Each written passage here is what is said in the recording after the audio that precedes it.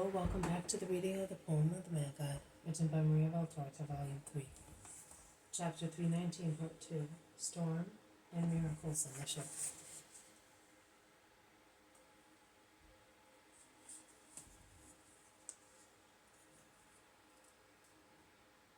In the smoky light of hanging lamps, they see that Peter is bleeding. Are you wounded? They ask him. No, not I, it's his blood. But you may as well pray because, Syntyche, look here. You told me once that you know how to cure wounded people. Look at his head. Look at this head. Syntyche leaves John of Endor, whom she was supporting, as he is suffering a great deal, and goes to the table on which they have laid the poor man, and she looks. A bad wound. I have seen the light twice, in two slaves. One was struck by his master, the other by a stone at Caprolo. I would need water, a lot of water, to clean it and stop the blood. If you want just water, there is even too much. Come, James, with the tub. We will handle it better in two. They go and come back dripping wet, and Syntyche, with wet claws, washes and applies compresses to the nape of his neck. But the wound is a nasty one. The bone is bare from the temple to the nape, and yet the man opens his eyes vaguely and grumbles while gasping for breath. He is seized by an instinctive fear of death. Good, be good, you will recover, says the Greek woman, comforting him with motherly love, and she speaks to him in Greek, as Greek is his language. The man, although stunned, is amazed, and looks at her with a faint smile upon hearing his mother tongue, and searches for Syntyche's hand. Man who becomes a child as soon as he suffers, and looks for a woman who is always a mother in such cases. I am going to try with Mary's ointment, says Syntyche, when the wound bleeds less.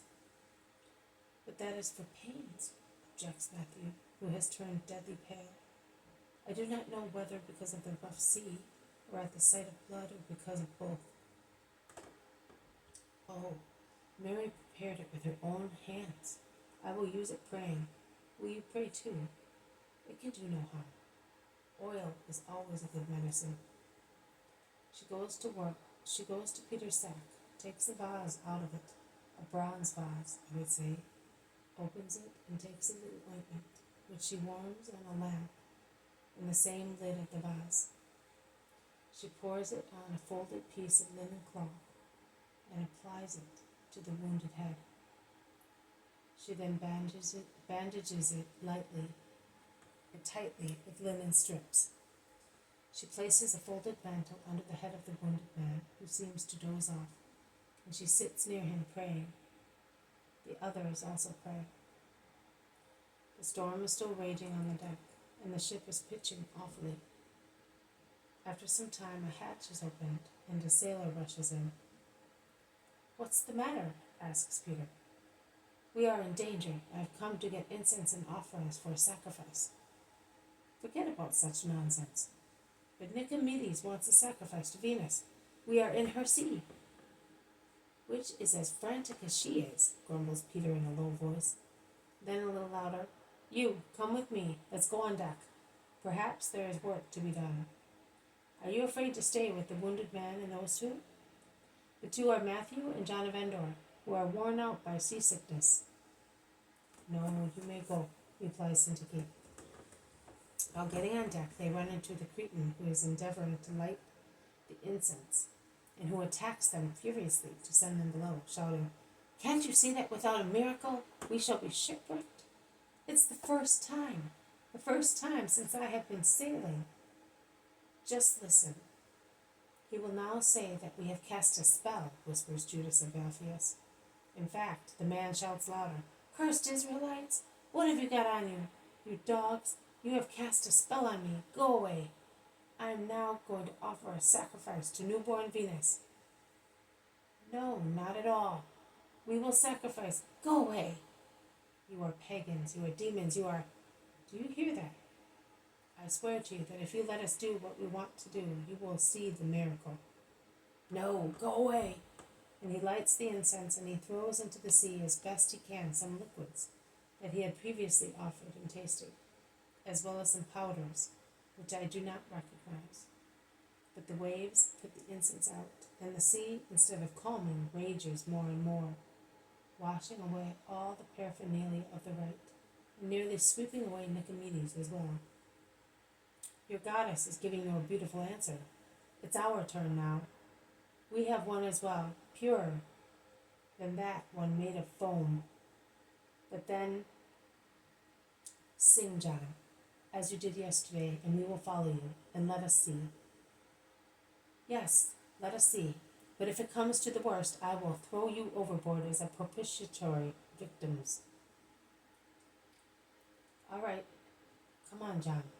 And John strikes up his song, followed by all the others, including Peter, who usually does not sing, as he is always out of tune. The Cretan is watching them with folded arms, and a smile that is half angry and half ironical. After the song, they pray with their arms stretched out. It must be the Our Father, but it is in Hebrew, and I do not understand it. They then sing louder. They thus alternate songs with prayers, without fear or interruptions, although they are struck by the waves. They do not even hold on to supports, and yet they are so self-confident, as if they were one thing with the wood of the deck. And the violence of the waves really begins to abate, slowly. It does not cease completely, as the wind does not drop entirely, but the storm is not as furious as previously. Neither do the waves wash the deck. The face of the Cretan is a poem of amazement. Peter casts sidelong glances at him and continues praying. John smiles and sings louder. The others follow him, exceeding the roar of the waves more and more clearly as the sea calms down into a normal motion, and the wind begins to blow favorably. Well, what do you think of it? But what did you say? What formula is it? That of the true God and of his holy handmaid. You may hoist your sails and sort things out here. Is that not an island? Yes, it's Cyprus, and the sea is even calmer in its channel. How strange. But that star that you worship, who is it? Venus, isn't it? You should say that you venerate. We worship God only. But she has nothing to do with Venus. She is Mary, Mary of Nazareth, the Hebraic Mary, the mother of Jesus, the Messiah of Israel. And that other thing, what was it? That wasn't Hebrew. No, it was our dialect, the dialect of our lake, of our fatherland. But we cannot tell you, a pagan. It's a speech addressed to Jehovah, and only believers can learn it. Goodbye, Nicomedes, and don't regret what has gone to the better. A spell less to cause you misfortune. Goodbye, eh? Are you dumbfounded?